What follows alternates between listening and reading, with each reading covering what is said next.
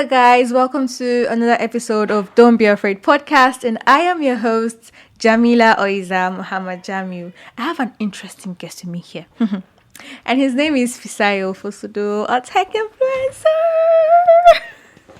Hey, hi, Fisayo. How are you? Hi, Jamila. How's it going? Great. How's your journey here? My journey here, Coming aside down the here. traffic, it was nice. The Traffic sun. potholes. What? The sun, was it not hot? Oh no, You did not melt on the way. no. You did not There's- melt. I have I was- AC in my car now, so Hey! I'm not. God! I don't want to No, be a boy. mechanic. I want to be a baller. Me, No, I it's was hot, melting. But anyways, I mean, we sure came here in one piece, and that's what matters anyway. Yeah, It's good to have you on our prestigious seats. I'm honored to be here. Thank you. I like to ask, what you do? So I like to call it visual storytelling, but basically I make videos about smartphones, apps, accessories, and more recently I just started making videos about finance because I have an economics degree, BSc. So it just made sense that I would Delve teach in that line. people like inflation, Nigerian economy stuff. Okay. Make it simple for people to understand and interesting kind of. Okay. So that is you tech bro. Tech. And also Yeah. a finance bro. Yeah. That's soft. Hopefully fintech one day. Oh shit. Okay, yeah, so we have you on our seat today because we want to discuss tech and streaming, how it shapes our life, everything we do basically. And I'd like to ask first, do you stream? Are you a film person? Are you a film person? Are you a music person? Which one do you do? I You think I'm stream? everything, to be honest. Everything. Yeah, I listen to audiobooks a lot. I watch a lot of documentaries on Netflix. Okay. I make my own videos on YouTube as well. So I am not just producing streaming, I'm also consuming streaming as Streaming well. too. So yeah, music. I love music. I have like all subscriptions for Apple Music, Spotify. I just love them. But like I have my favorites. Like I know that I don't know if I'm allowed to mention, but like I know one platform has more recommendation algorithm than one. One is very high quality. So Yeah. I just like to bounce. What is your around favorite it. music and your favorite movie? So my favorite music, wow. I used to have one before, but now it's more like I love anything that Martin Garrix produces, but not many people know Martin Garrix. Yeah, I was He's going an to ask who EDM. is he. He's a young EDM guy. Okay. He was in school and he had to do like a show. They took him out of school to do a show. He's like a prodigy. It's very, very good. Okay, and then the Then- movie. I love documentaries, so I can't really say like I Same. love one particular. But if I was going to watch a movie over and over again, it's Sound of Music. Sound of Music. It's I very think I heard old someone on movie. Instagram, this cinema shed mentioned something around Sound of Music. She Yeah. talked about it somehow. It's Sha, very but I old. didn't really pay It's so a much. classic movie. Yeah, I yeah. really love Sound of Music.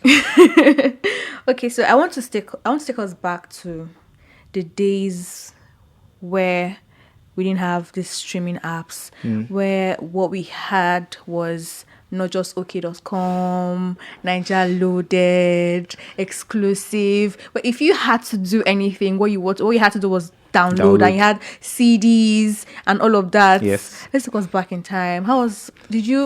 I mean, we are old people. We are getting old, but we are still Yeah. Gen Zs anyway. So how did you live through that time? That's a very good question because in school, I don't know. I've never really said it a lot before, but in school, I actually did rap on stage. Like Would you rap for in us? my Would you rap for no, I will not. Although I have a video on my Instagram page where I rapped. If you Okay, scroll would down love enough. to see that. But yeah, I bought the MI CDs, Jesse Jags, Ice Prince. I listened to them over and over again. And that time we had like the Symbian phones you download from like Watrick and all those websites. And yeah, I think it was very fascinating. And I really, really enjoyed that period because I felt like I was, even though I might not have been, but I felt like I was contributing directly to this artist. So I was kind of buying their record in a way. Stuff. But now, I mean, we have like all these streaming platforms and it's it's a bit democratized now. Anybody can get access to music, but it was limiting before, but now it's more reachable, more accessible. Yeah. If you will. And then there's the side to say music that has like come out like long before, and then you download them, and new music keeps on, or movies keeps on coming, and then the older one keeps on going down, down, down. Well, so that's the thing. I feel like it's one thing like about this industry of like artistry and creativity. There's always bound to be something that disrupts what already was existing before. So somebody can, Ed Sheeran has a lyric. He said, there's a song, is it, I'm popping right now, but there will come a time when I won't Be popping. So it's just a word. So it's just a thing with unless you keep reinventing yourself. So if you look at artists that we still listen to today, they always like adapt to the new trends. We have Ashake. He's always giving us back to back. Exactly. And if you look at someone like Drake, for instance, is somebody that understood like TikTok culture and made like Tootsie Slide song that everybody would dance to, just stuff that people can dance to. And the fact that we're talking about streaming now and how it has changed over time, I think like many platforms like Instagram Reels, TikTok, they've actually dictated the kind of music that people will listen to now, because people, when you scroll on Reels, I'm sure that you've probably come across a series of videos that have the same song, and people are performing the same actions to those songs. Maybe it's like the one where they do like this. There will be a song, there will be a specific kind of dance to it. But that song will stick to your head because you've heard it countless times. Exactly. So that's what tech is doing now, really. Tech world, we're going far. Okay, but I want us to narrow it down to Nigeria, to our own very land, and in this direction, in direction of movies. Do you think we're doing enough to get our movies in the streaming apps? For example, I know that there's Netflix, there's Amazon Prime, there's this one where my friend told me Crunchyroll for anime and all of that. Where I don't know, okay, no, Nigerian movie can't be on Crunchyroll, but let's say Netflix and Amazon Prime. I don't think I ever noticed Nigerian movies on that app, like maybe years before. But now there's Anikulakpo, there's there are others actually there now, and I feel like it's just probably a few. Do you think we're doing enough to get there? I think we're actually trying our best. The interesting thing is, I did a documentary once where I interviewed the owner of Film House. He also does production. He does distribution as well, which is a very amazing thing, and he's a very well-learned person. The conversation I had with him was, very insightful, and he's one of those people that's pioneering, like taking African stories out there, because in the end, it's all storytelling. We're trying to, share our own ideals to the world from our own perspective. So I think we're trying our best. Great. And the quality has risen a lot. The quality of the movies that we're seeing now, very, very good. Well shot, well produced. And I saw the Anikulaku movie too.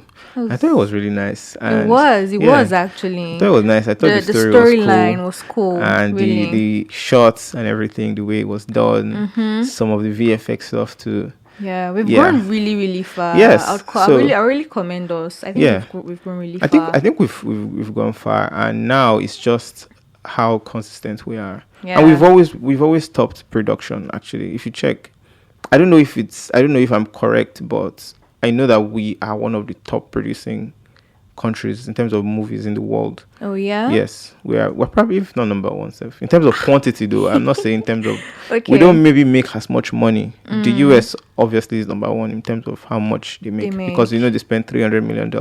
Yeah, they spend a lot of money. Yes, they invest in their movies, and then actually. they have to make that money back. You hear something like box office flop, where they spend $300 million on a movie, and then they make like $200 million. They made money, but $100 million is lost. It's supposed to go higher in the than end. that. So they're supposed to make that money back. But I don't know if we have reached the point of spending those amounts yet. Yeah, Sha But still making money, Sha. yeah, where we are, and I feel like it will eventually come to that point. Maybe Okay. when there's this tweet I saw where they said that Nollywood will soon require VFX people and people that understand like the quality of production. Yeah. So we are already good at telling those stories. I think we should just make it more, have that. I don't know what to call it, but there's just a thing about it. Make it feel very beautiful, Good. more And beautiful. become It is beautiful already. consistency. Yeah. Too. I was going to ask about the quality, but then you already said the quality of the videos are like really good. So I mean, that's like a high rating already from your end. So that's great. Then okay, no. Yeah. When you randomly open like any of your streaming apps, Yeah. what do you a movie app, what exactly do you just go to watch? Like First thing. say you don't have you don't have any idea, or no, you definitely have, but let's just say randomly Yeah. you just open your streaming app, say Netflix, Amazon Prime, what exactly do you just go to watch without like any thoughts of, okay, this is what I want to go and see? So there are three things now for me. I think one, I always go to look for documentaries because I want to eventually make documentaries. I want to make like very insightful stories. I've done some fun, like thankfully I've been fortunate to work with like a big German company, Okay. and it was very nice to know that while I was even still learning and understanding the concepts of this thing, they even gave me like a guideline and everything, which was Yeah. very amazing. And I've done like 2 other documentaries as well. So I always go to watch those documentaries and see how they produce, how the quality is, and how it just feels. Okay. For me, I think I have a wide range of movies that but sometimes I just first of all preview and see, like say this movie good, they interesting, or but when I go randomly, whatever I feel like would be interesting to me is what I would watch. But if I go with an intention, I'm usually targeting probably a Korean movie. Yes. I love Korean movies because their food, the aesthetics, it's sort of, what's the word? Let's say therapeutic in a way. There's something fascinating about Korean movies. While you don't even understand what they're saying, you read the subtitles. Yes. It kind of feels like these are stories that we are not really seeing in the world. And I'm happy that they are on Netflix. Like I remember how Squid Game was one of the Squid top Game, yeah. charting. It broke so many records, and it was very nice to see like that kind of story like being Projected all over to the the world. audience. Yes. Yeah. I think another thing I always try to watch if I open a streaming app, maybe I recently started liking French Movies. because I'm learning. Je m'appelle. Yes, I'm learning French, so I'm just trying to understand, and maybe cartoons. Cartoon. It's been a while. I watched cartoon. My goodness. Yeah, I would also go for cartoons soon. But then I think most of the cartoons I like to watch are on Disney Plus and stuff. And then there's like Moana. Moana is not on Netflix. And some other cartoons I would like to watch. The other ones they are just, I don't think I nah. But anyway, Sha, moving on. There's this thing with how many streaming apps movie do we have? We have Netflix, Amazon Prime. Okay, let's say Crunchyroll and Roku others. TV. Okay, Roku TV and others. So, Showmax. sorry? Showmax. Showmax, that's true, Yeah. yeah. You have a movie that you like that is on Amazon Prime. It's not on Netflix, or it's not on Showmax. Isn't it exhausting? Moving from, I mean, you have like 4 of the apps now, so that if there's one movie you like, you can go to this app to watch it. Isn't it exhausting to you? It is actually, and it's funny. There are some streaming apps that they do this thing where they release the lineup of movies that they release. They publish the lineup of movies they release throughout the year, and they will spread it out so that you subscribe for as long as possible. Hi, my So goodness. it is all those. It is in the end they have to make money too. That, you And see, that's the point. yeah, It's actually paying for them, but yeah. it's because I know. Okay, say House of Dragon now. It's not on Netflix. Honestly, if it's on Netflix, I swear to God, I'm going to. I don't mind. I'm So going to watch it it's all just, through, but it's not there. I think it's on Amazon Prime. I don't know. I can't remember where exactly. and And you'll then it's notice just like, like oh God. some movies are leaving Netflix Yes, and and going going to another to. I platform. remember a friend, no, not a friend of mine, just someone I follow on Instagram, complaining on how this old series, is it Friends or Yeah. how it's no longer on Netflix, and how it's like, I mean, I grew up watching this movie and blah blah blah. Why are you taking this movie away from Netflix? Sometimes it's the rights or some things that you never know, to be honest, unless they come out and say it. But is people have to make money, That's true, and they're sure. offering Their a pockets service. before any other Yeah. thing. Okay, so this one is quite interesting because we have this agenda now that, I mean, it's being forced down our throats, our eyes, our ears, our nose. You must take it. The LGBTQ agenda. Okay. And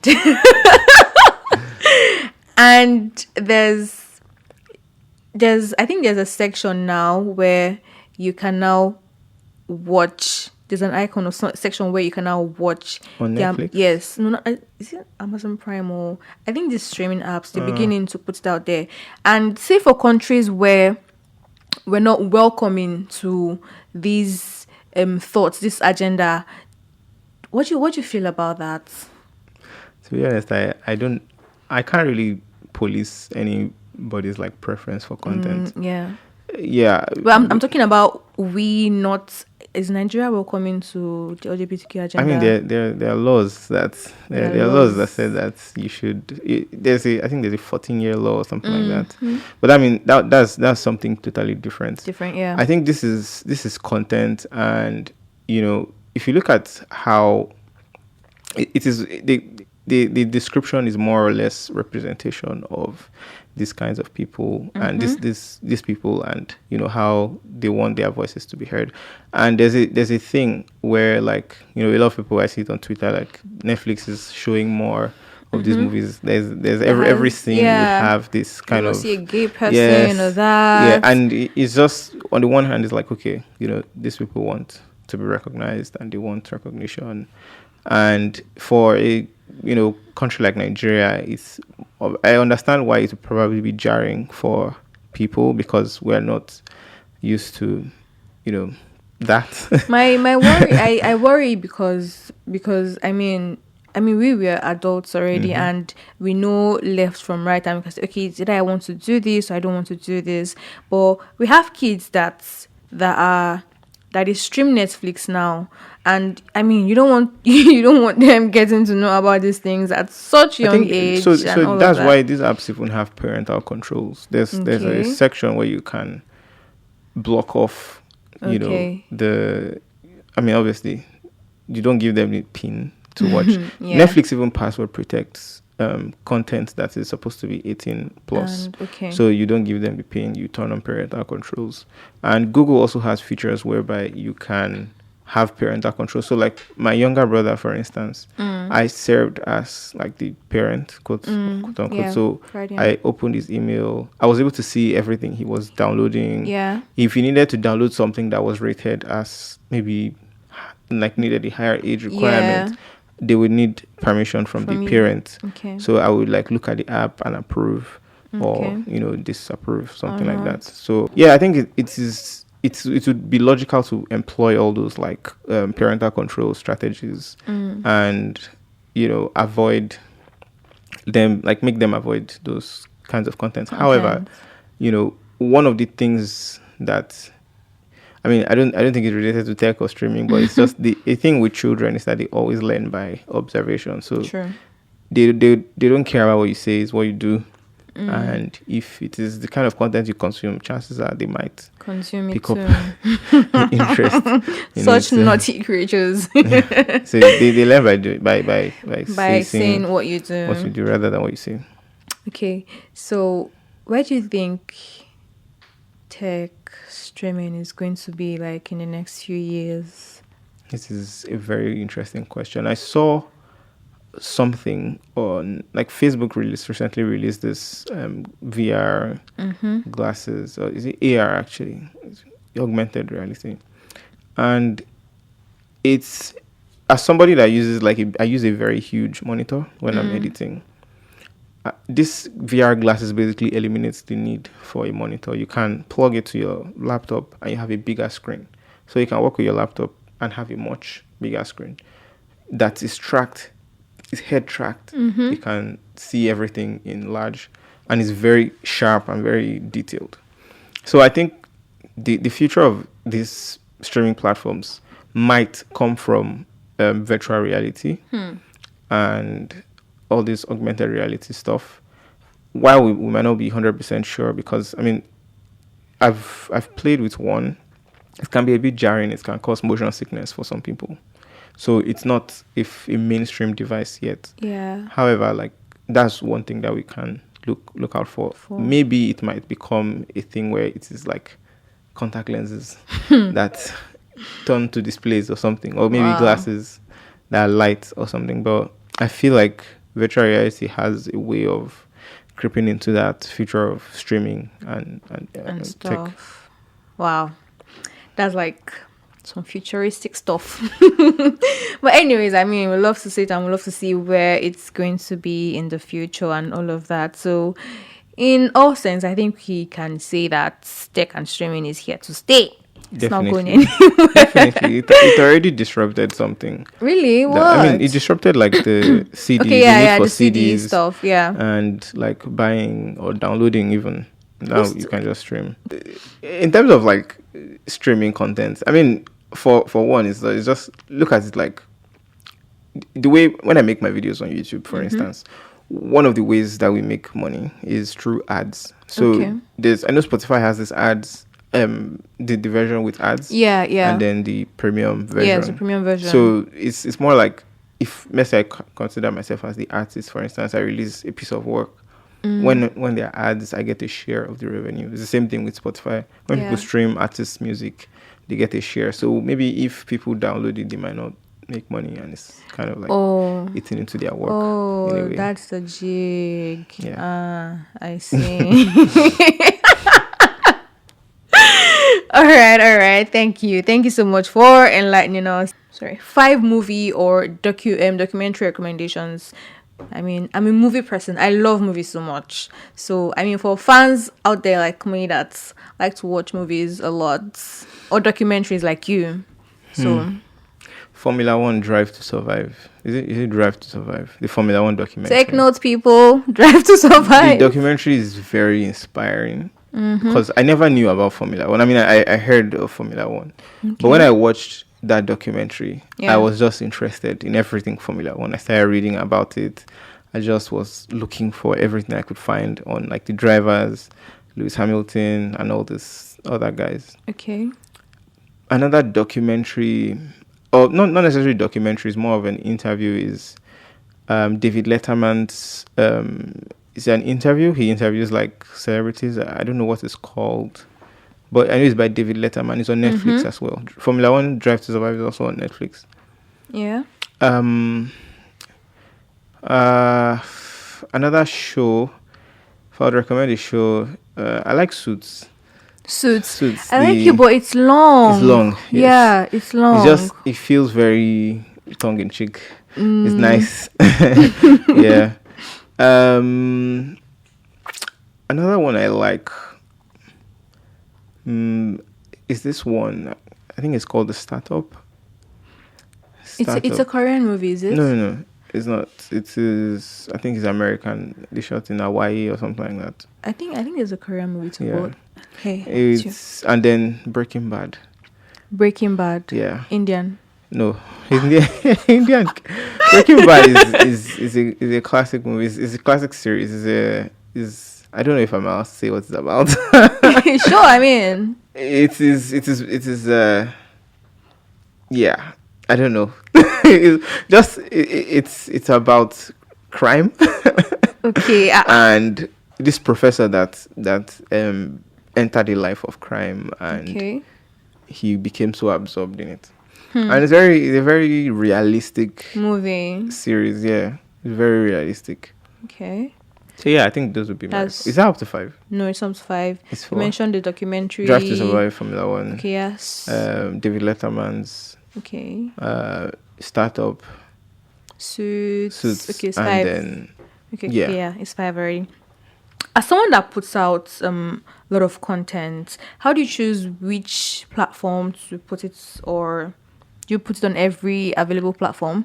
So initially, I started just exclusively putting it on YouTube. I considered YouTube like the main platform for my content. But now there's a thing about people's attention spans and how people really love short form content. How they feel it is more digestible, and they don't want to watch, me ranting for 10 minutes or talking about something. They will just Depends click on the off. audience, don't you think? Yeah, it depends on the audience, yes. There's some people that specifically go to YouTube To to YouTube. consume Yes. those long content. However, like there was this, I don't know, I think it was an article I saw, maybe New York Times or Bloomberg or something, where TikTok actually had more watch time temporarily than YouTube. So I think it became a thing that people are now more interested in short form content than long long form. content. So you see the rise of Instagram making reels, yeah. YouTube having shorts. Even Netflix has their own version of swipeable content, where they take a piece of a show, they just give you like 30 seconds, so you watch that and swipe. So even Facebook has reels. Yeah. Twitter now has reels, has a reel like video feature. So it's kind of like all of them are just borrowing from each other because people just want. I don't know if people really want short form content, but I mean, I feel like some people want short form, others want long form. The stats speak for themselves. So. Yeah, so that means you put it on both short and long, just to suit the audience that it gets to meet. Much, yes. So that's the thing I was talking about, like adaptation. You have to reinvent. If I maybe just say I want to stick to long form content, it might work, but I might neglect the part of the audience that wants just digestible short form content. Okay, so the content you consume is majorly short form? I consume long form content more. Okay. I feel like once I start, like if I go on TikTok, I don't even know, I can spend like 30 minutes and I'm just swiping on different things. Yeah. So I prefer long form content, especially like if it's educational and I can learn from it. Does short-term content work? Does it last more? Which of them lasts like longer in people's memories? So there's this thing I read once about how people can get to know you. I don't think it's about whether it's short form or long form. I think it's just the time the audience spends with you. I don't know how factual how you're it able is. to carry them through the while. I don't know how factual it is, but if the audience or the person viewing spends 7 hours watching a variety of your content, they kind of feel like they already know you. That's if you are doing a good job.